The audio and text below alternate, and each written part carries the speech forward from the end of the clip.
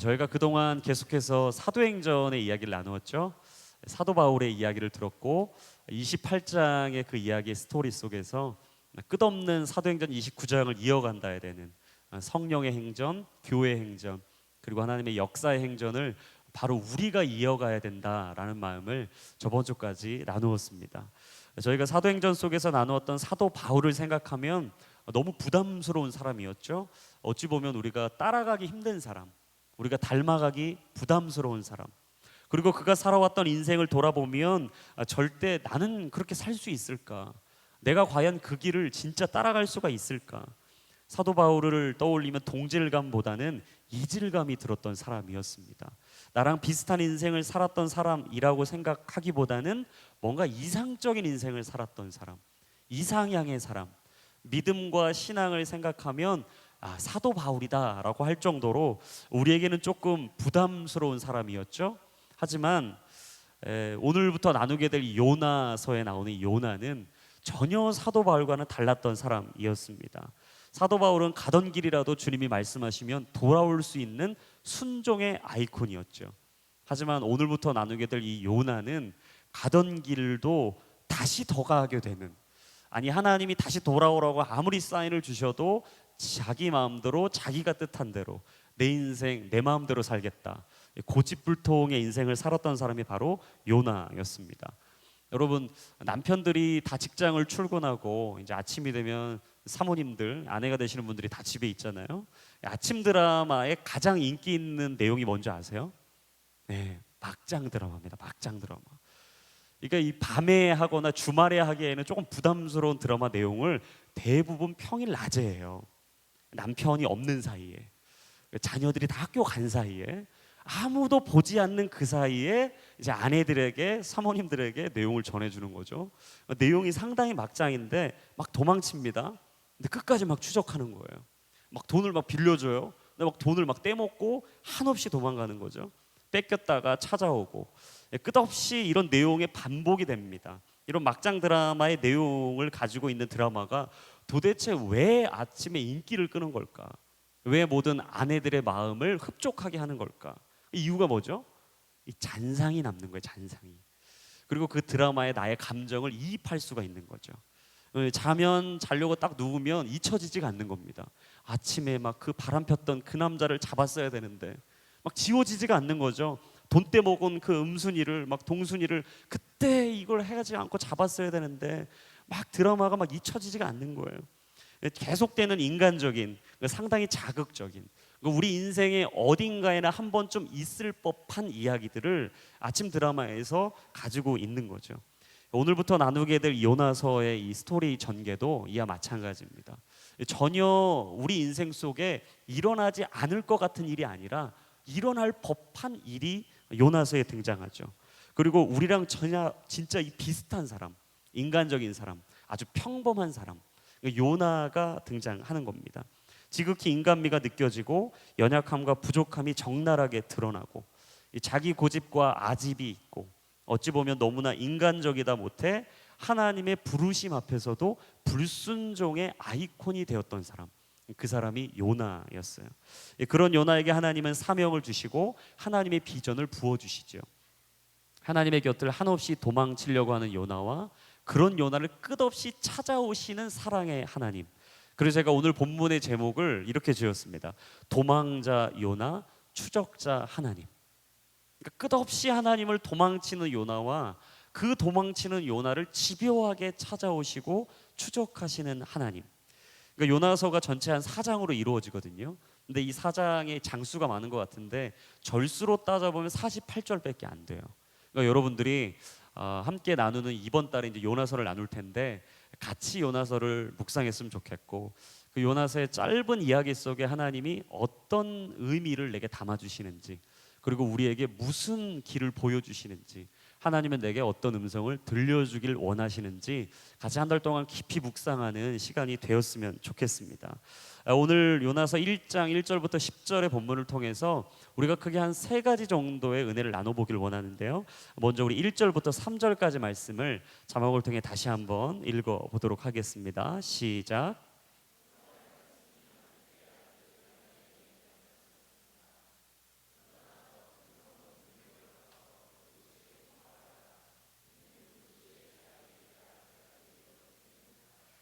그러나 요나는 여호와로부터 도망쳐 나와 다시스로 향했습니다. 그는 요바로 내려가서 그곳에서 다시스행 배를 발견했습니다. 그는 배삭을 내고 여호와를 피하기 위해 배를 타고 다시스로 향했습니다. 도망자 요나, 그 요나를 끝없이 추적하시는 하나님. 첫 번째, 그 하나님의 사랑을 통해 우리 알게 되는 것은 하나님은 모두를 사랑하신다라는 거죠. 하나님은 틀림없이 모든 사람을 사랑하십니다. 1절에 보시면 아미떼의 아들 요나에게 여호와의 말씀이 임했다라고 나오죠. 이 아미떼, 그러니까 요나의 아버지인 이 아미떼 이름을 보니까 그 뜻이 진리하고 진실이라는 뜻을 갖고 있어요. 그리고 요나의 이름을 보면 비둘기라는 뜻이 있습니다. 그러니까 요나라는 것을 이제 쭉 이야기해 보면 아미떼 아들 요나였거든요. 그러니까 그걸 풀이해 보면 어떻게 되는 거죠? 진리와 진실의 아들 비둘기. 좀 이상하죠. 진리와 진실의 아들 비둘기. 근데 여러분 여기서 비둘기가 어떤 동물인지 우리가 좀 알아야 돼요. 여러분 창세기를 보시면 비둘기가 상당히 중요한 역할을 했었습니다. 그러니까 노아의 방주 사건 속에서 비둘기가 했던 게 뭐죠? 이 노아와 그 가족에게 평화와 자유를 주었었어요.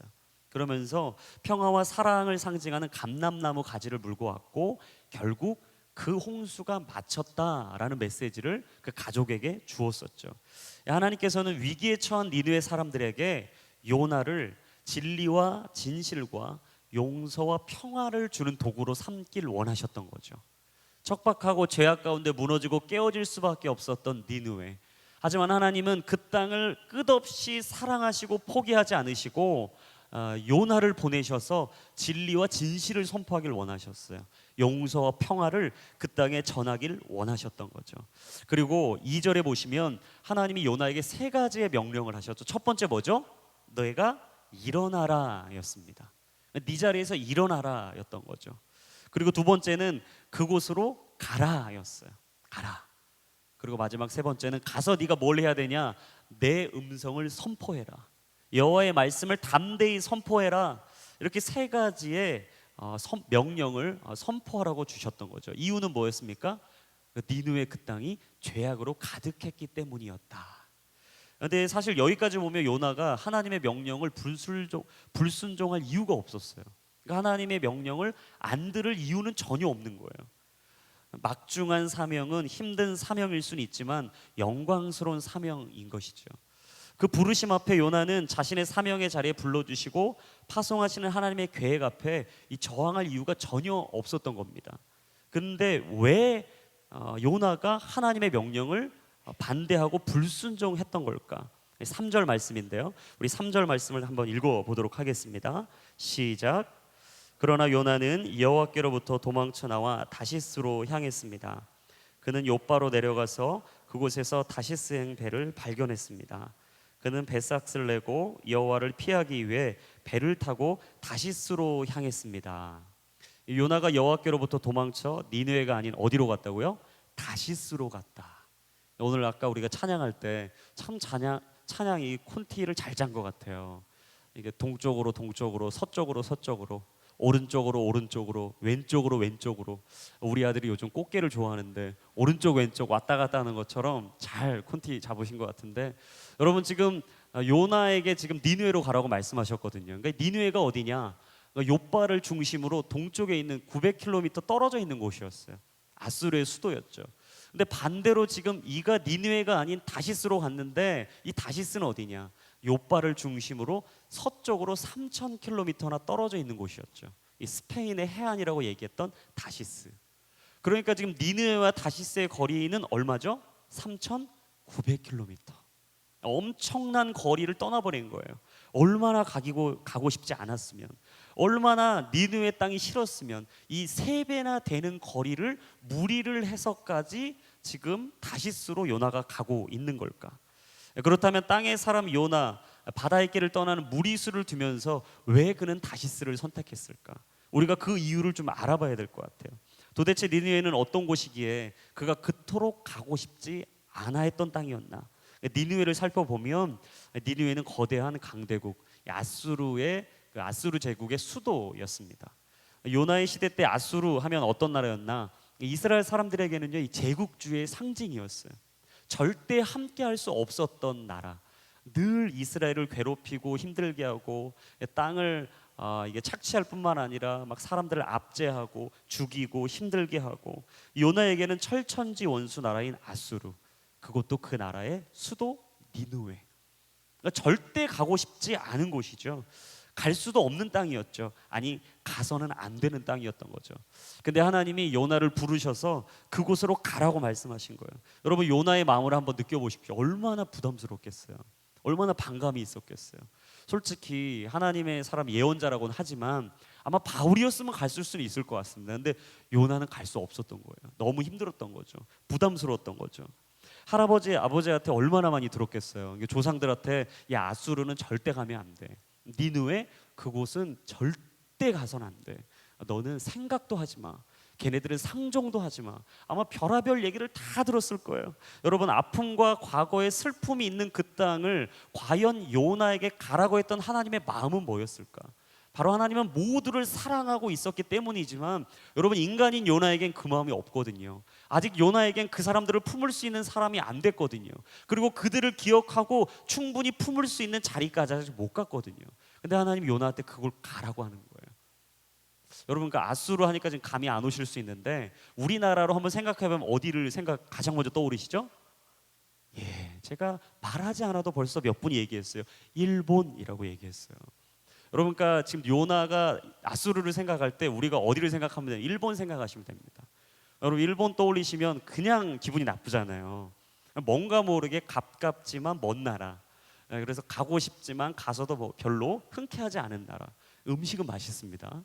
음식은 좋은데 생각이 딱 떠올리면 별로 안 좋아요. 뭔가 모르겠어요. 그냥 아버지, 뭐 할아버지, 예전에 우리 조상들이 너무나 어렵고 힘들게 압제를 당해서 그런지 몰라도 우리가 일본을 떠올리면 요나가 아수르, 니느웨를 떠올린 것처럼 그닥 기분이 좋지는 않습니다. 위안부 할머니들에게 하는 그 행동들을 보면 진짜 불쾌하죠.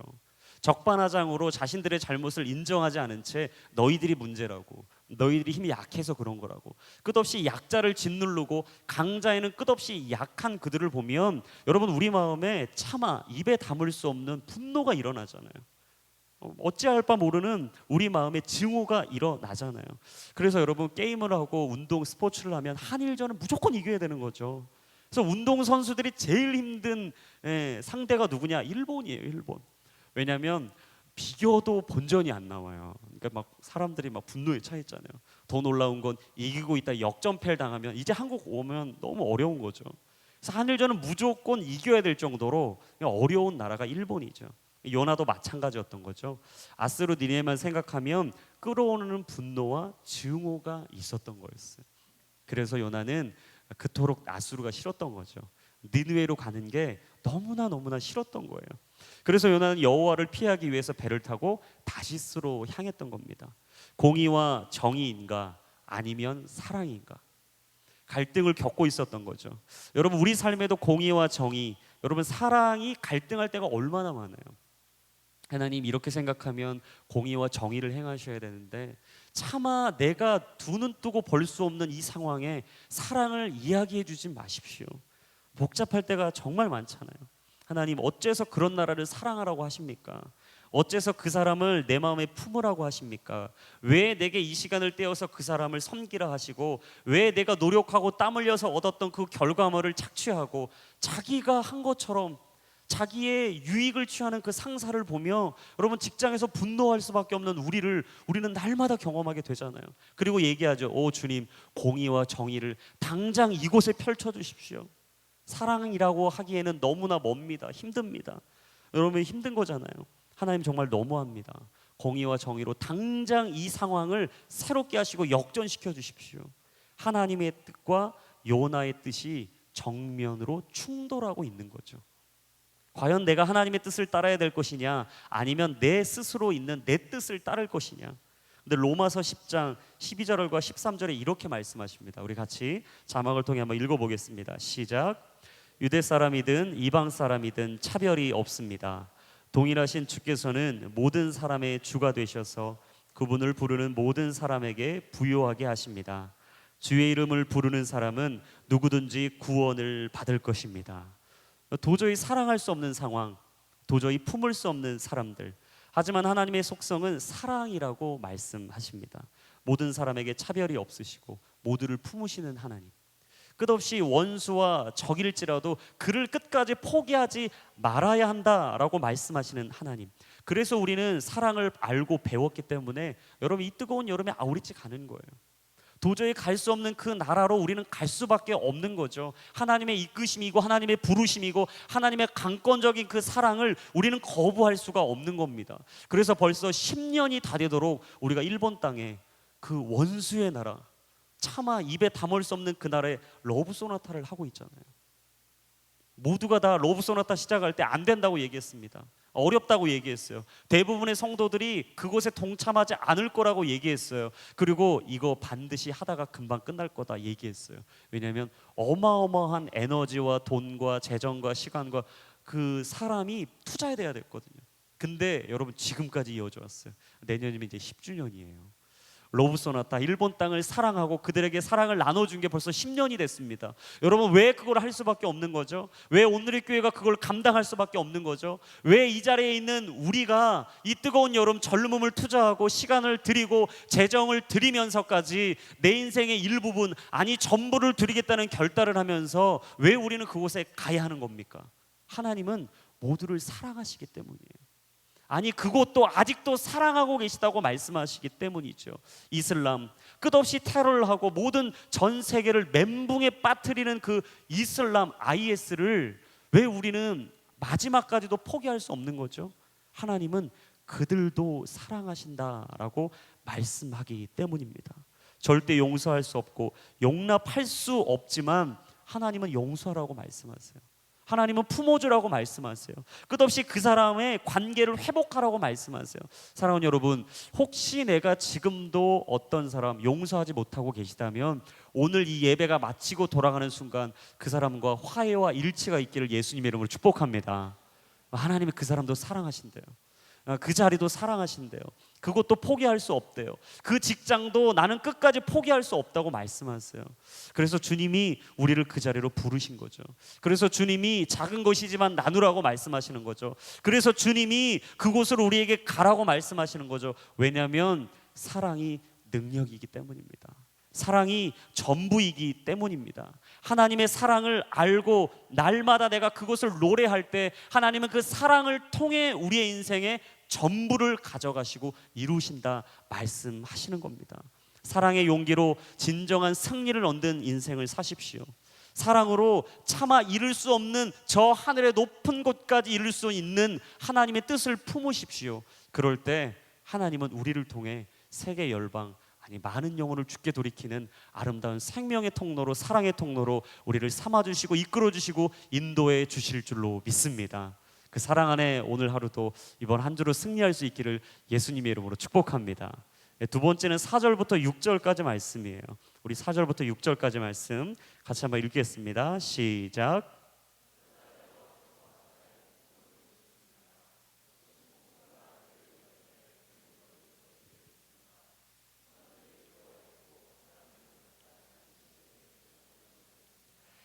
그러고는 배를 가볍게 해보려고 짐을 바다에 다 던졌습니다.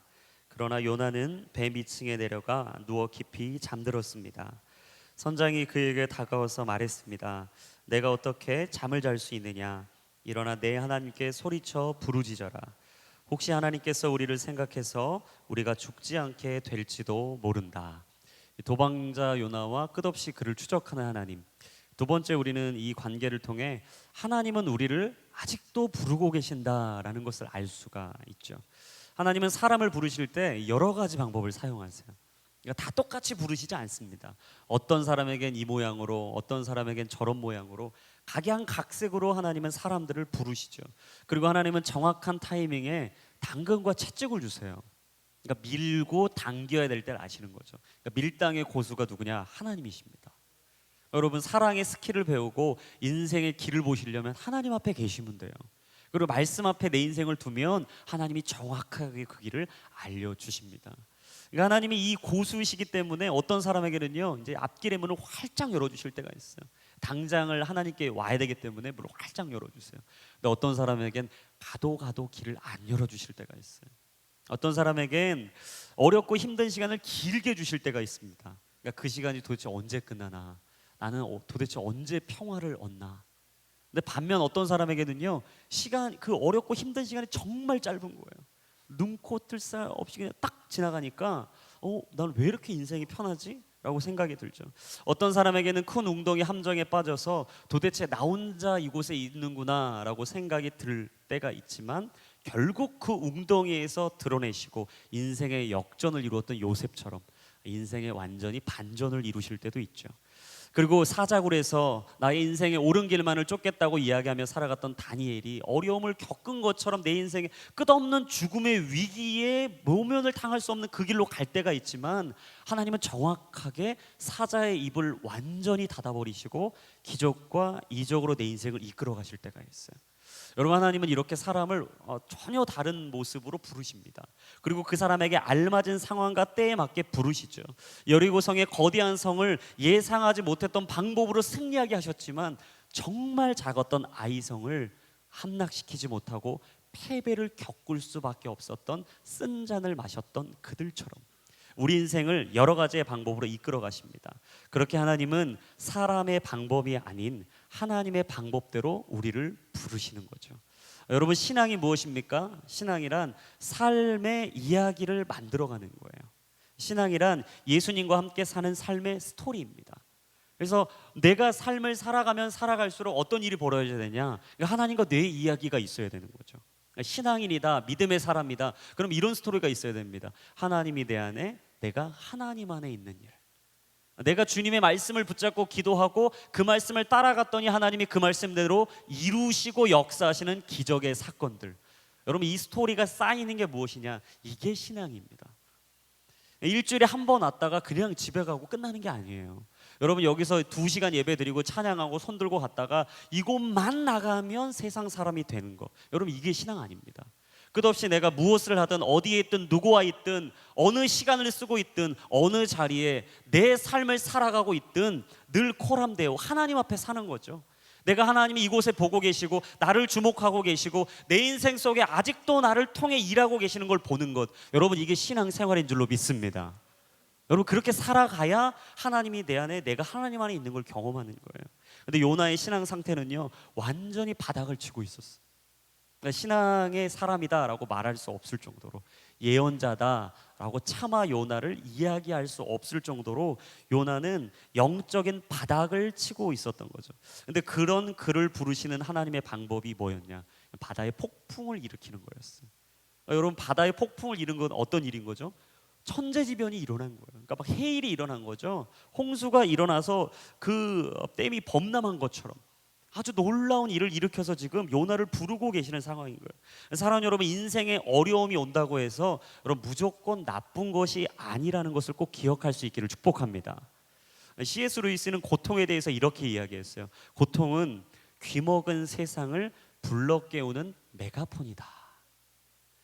고통의 인생의 자리에 사는 사람, 끝없이 그 고통을 묵상하고 있다 보면 우울하고 힘들고 지칠 수밖에 없는데, 고통이 당장은 어렵고 힘들 수밖에 없지만, 하지만 고통은 귀먹은 우리를 깨우는 하나님의 음성이다. 내 인생에 어렵고 힘든 이 시기는 하나님이 나를 다시 부르시고 나를 다시 그 자리로 이끄시는 하나님의 부르심의 음성이다라는 것이죠. 그렇다면 그 어려움의 의미를 깨닫고 그 어려움을 극복함으로써 얻는 담대함과 영적인 승리, 여러분, 그 열매를 우리가 얻을 수만 있다면 결코 그 고통은 우리 삶의 아픔이요 슬픔일 수밖에는 없다라는 것이죠. 저는 우리 인생에 있는 모든 고통과 어려움의 이 시기가 하나님 안에서의 축복으로 변화되는 놀라운 역사가 있기를 예수님의 이름으로 축원합니다. 하나님께서 폭풍으로 요나를 부르셨죠. 근데 놀라운 사실은 이제 요나가 폭풍이 이른 상황에서도 하나님의 음성을 못 듣는 거예요. 하나님의 사인을 못 보는 거죠. 그 사인을 못 보는 이 상황에서 배를 타고 있었던 선원들이 두려워서 막 소리를 지르기 시작합니다. 그러면서 각자의 막 신의 이름을 부르기 시작하고 배를 가볍게 하기 위해서 막 배에 타고 있던 짐들을 다 버리기 시작해요. 근데 놀라운 게 5절의 말씀의 끝부분에 이 요나의 이야기인데요. 같이 한번 우리 자막을 통해 한번 읽어보겠습니다. 시작. 그러나 요나는 배 밑층에 내려가 누워 깊이 잠들었습니다. 보세요. 막 폭풍이 일고 있어요. 바다에 막 해일이 일어나고 있습니다. 난리가 난 거죠. 막 배는 막 무너질 거 깨질 것 같고 사람들이 소리를 버럭버럭 지르고 막 신의 이름을 불러가면서 막 짐을 막 내던지고 있는데 지금 요나가 한 게 뭐예요? 배 밑층에 내려가서 누워 어땠다? 깊이 잠들었다. 설잠 잔 것도 아니에요. 잠깐 이렇게 눈 감고 잔 것도 아니에요. 깊이 잠들었다. 저는 이걸 묵상하다가 그걸 생각해봤어요. 아, 나 요나를 이해해야지. 막 요나를 이해해 보려고 했어요. 그래, 요나가 분명히 힘들었을 거야. 여러분, 하나님하고 씨름하고 있는데 얼마나 힘들었겠어요. 야곱처럼 막 야복 강가에서 막 하나님하고 씨름하는 것처럼 얼마나 막 힘들었겠습니까? 허리뼈가 막 부러지는 아마 힘듦을 겪었을 거예요. 그래, 그러니까 피곤했겠지. 막 생각해봤고, 요나가 배에 이게 백기를 잘 모르는 사람이었거든요. 그러니까 평생 육지에만 살았기 때문에 육지 사람이 뱃사람의 이 길을 같이 따라가려니까 아마 멀미도 나고 아마 힘들었을 거예요. 그래, 아마 육체적인 피곤함도 있었겠지. 그래서 아마 지금 요나가 아마 배 밑에 내려가서 깊이 잠들었을 거예요. 막 저 스스로 막 이런저런 막 생각을 해봤어요. 근데 도대체 이해가 안 되는 것은 무엇이냐? 이해 무책임한 행동인 거죠. 말도 안 되는 상황 판단인 거죠.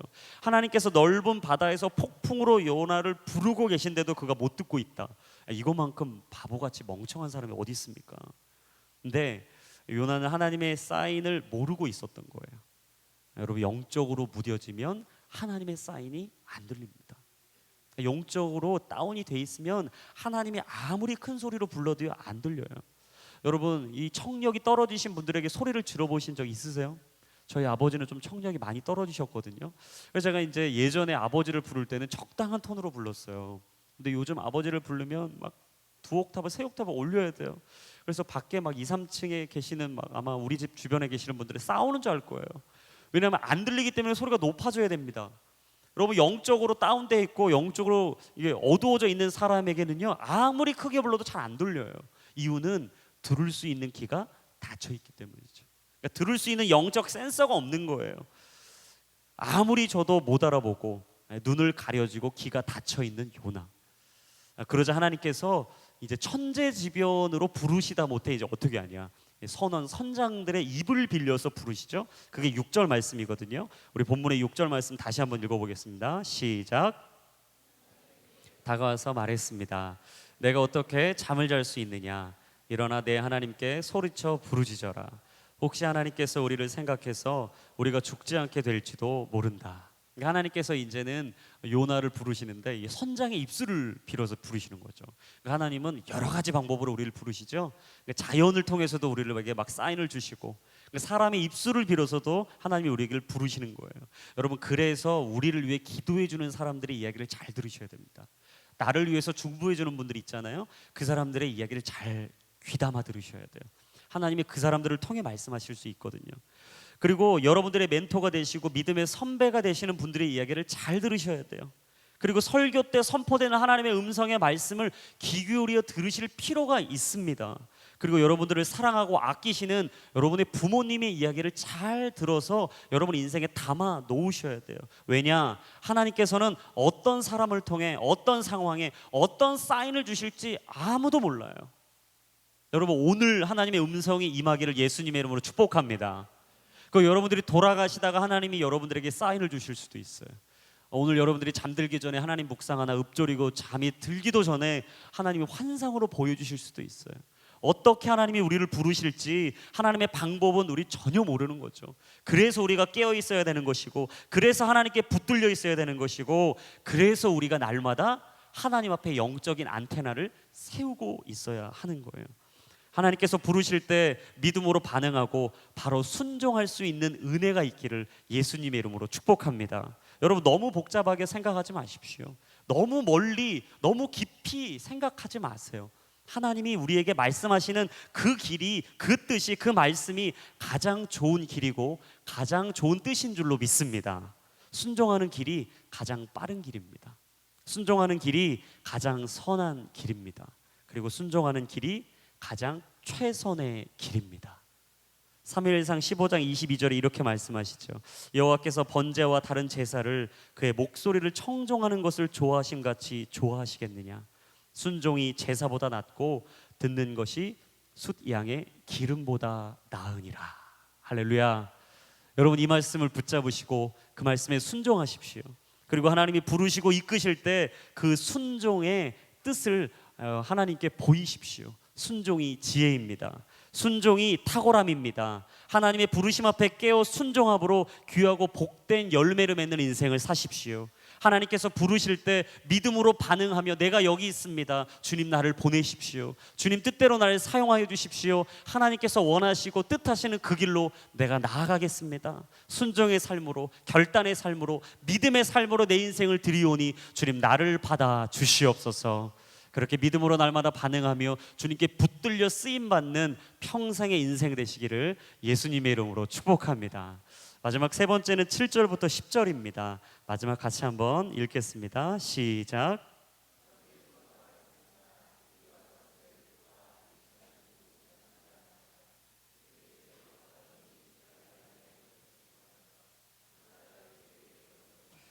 우리에게 닥친 이 재난이 누구 때문인지 말해보아라. 내 직업은 무엇이냐? 어디에서 오느냐? 어느 나라 사람이냐? 내가 어느 민족이냐? 요나가 대답했습니다. 나는 히브리 사람입니다. 바다와 땅을 만드신 하늘의 하나님 여호와를 섬기고 있습니다. 그들은 크게 두려워하며 요나에게 물었습니다. 너는 왜 이렇게 행동했느냐?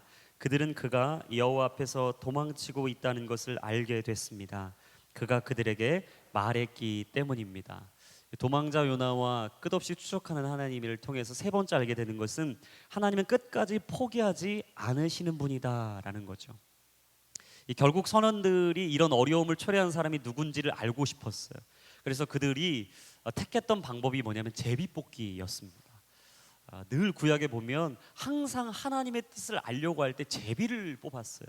그리고 하나님은 틀림없이 그 제비를 통해 그 뜻을 보여주셨죠. 여러분, 제비를 뽑은 즉 요나가 뽑혔습니다. 그러자 선원들이 요나에게 막 질문을 쏘아붙이기 시작하는 거예요. 너는 도대체 누구냐? 너 때문에 왜 이런 일이 일어난 거냐? 내 직업은 뭐냐? 네가 어디서 왔냐? 너는 어디 나라 사람이냐? 너는 어디 민족이냐?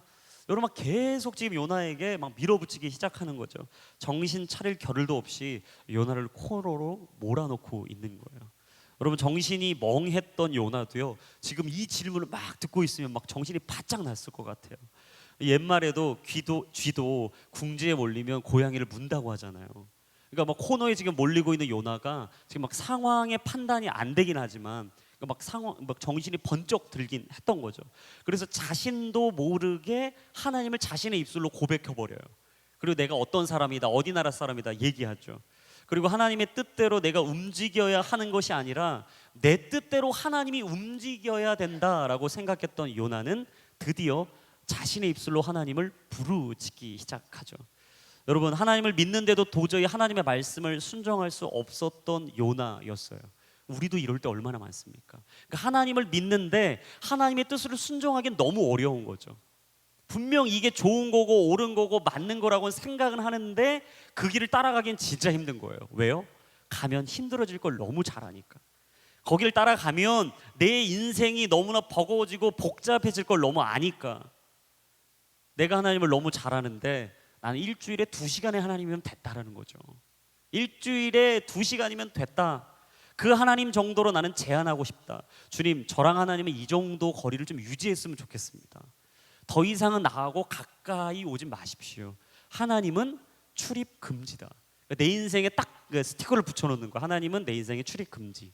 주일에만 역사하시는 주님, 우리 공동체의 동역자들하고만 좋은 모습 보여야 되니까 그때만 나와 함께 해주시고 그 이상은 나머지 6일의 시간들은 나 혼자 살겠습니다. 하루에 24시간, 여러분 일주일에 168시간, 1년이면 365일, 8760시간. 그러니까 이 시간은 내가 하나님하고 있고 싶지는 않다는 거죠. 하루에 24시간도 버겁다는 거죠. 일주일에 168시간 버겁다는 거죠.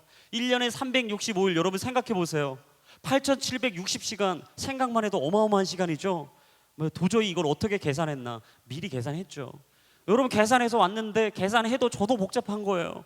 외우기도 어려운 이 시간을 도대체 하나님하고 늘 동행한다, 늘 따라가야 된다. 여러분 복잡하고 어려운 거예요. 즐기고도 싶고 누리고도 싶고. 금요일이 되면 불금을 불태워야 되는데 금요 기도회는 웬 말이냐.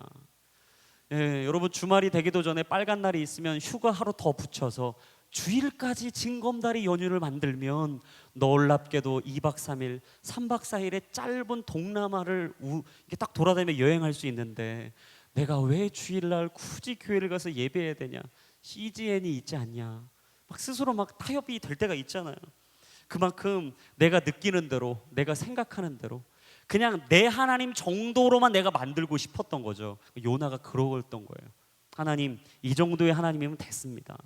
하나님의 출입 금지로 외쳤던 요나에게 하나님은 결국 자기 입술로 하나님을 고백할 수밖에 없는 것까지 이끌어 가셨어요. 하나님은 끝까지 요나를 포기하지 않으셨던 거죠. 끝끝내 도망자의 인생을 선택했던 요나, 니느웨와 가장 멀었던 3,900km가 떨어졌던 다시스를 선택했던 요나, 내가 이 길을 가면 나를 어느 누구도 찾을 수 없을 거라고 생각했던 요나, 아니 집요하신 하나님이라도 아마 나를 잊을 거라고 생각했던 요나, 하나님은 끝까지 그를 포기하지 않으시고 다시 하나님의 사람으로 부르셨습니다. 그리고 요나는 그 부르심 앞에 세 가지를 깨닫게 돼요. 첫 번째, 하나님은 하나님 곁에서 도망가는 것은 불가능하다는 거죠. 하나님 곁에 아무리 내가 도망가려고 발버둥 쳐도 그 소나기에서 벗어나려고 해도 나는 도망갈 수 없다는 거죠. 여러분 이 자리에 있는 많은 분들 아실 거예요. 처음 하나님 몰랐을 땐 뭐 한잔하고 뭐 세상 것 즐기고 쾌락을 즐겨도 아무 죄책감이 그닥 안 들었는데 하나님 만난 다음 날부터는 왠지 모르는 한켠에 싸늘함이 느껴지잖아요.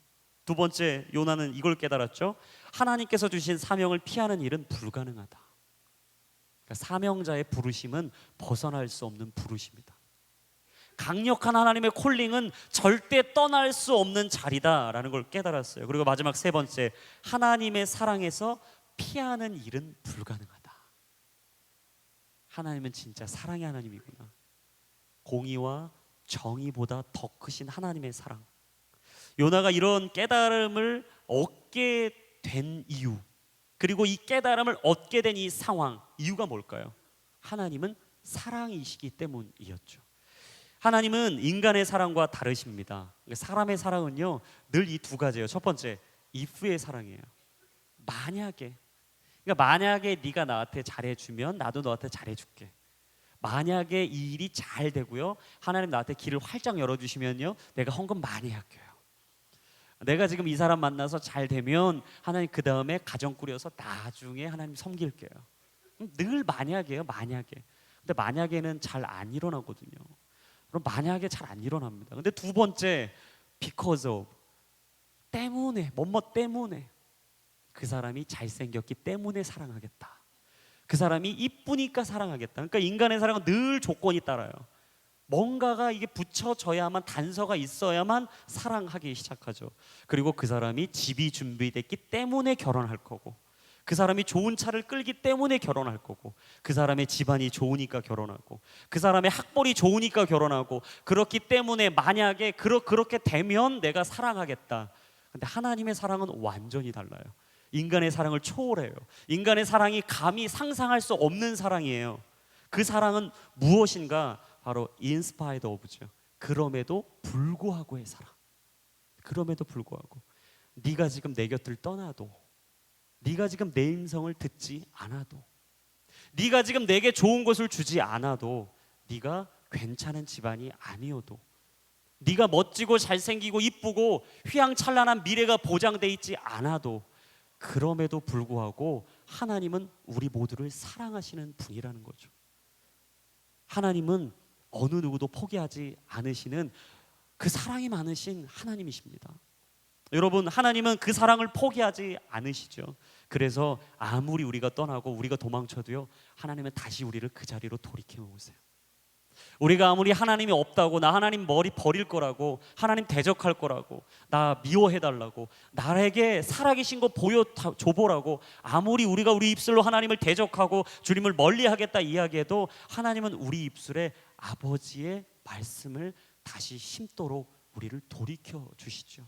그럼에도 불구하고 우리를 포기하지 않으시는 하나님, 우리를 사랑하시기 때문에, 조건 없이 사랑하시기 때문에, 그래서 그 십자가에서 예수 그리스도를 우리에게 아낌없이 주셨기 때문에 우리를 다시 그 품으로 이끄시는 그 하나님, 바로 우리는 하나님의 자녀이기 때문에 오늘도 우리를 부르시고 우리에게 함께 가자 말씀하고 계십니다.